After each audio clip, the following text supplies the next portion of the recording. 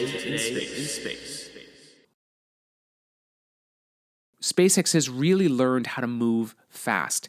And they come from a thought process of, if, there are so many engineers out there, and I can say I totally agree with this because I am an engineer and I do work in engineering, that there are times when engineers can get stuck in the way we think the design should be, and then we try and focus way too much on how to make something that's really not the best way to do it work.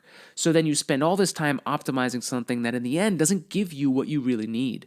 And so what they're really focused on is, when they're starting to develop something, if it becomes too complex, then there was something originally wrong with the way that they first designed it. Engineering is really about simplicity, right? So it's really about trying to get the simplest design that does the best thing.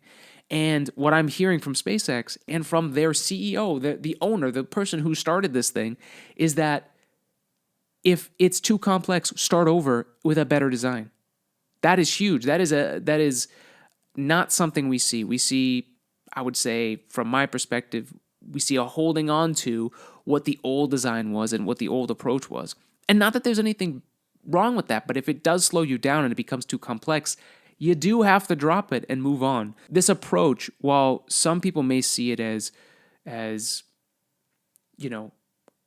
hasty and not safe enough, if they're able to do all the tests and they're able to develop quickly and change when things are wrong, is that a bad thing? I do not think so. I think it's actually the way to go. And then we can have the discussion of, okay, we need this to be even safer. What can we do?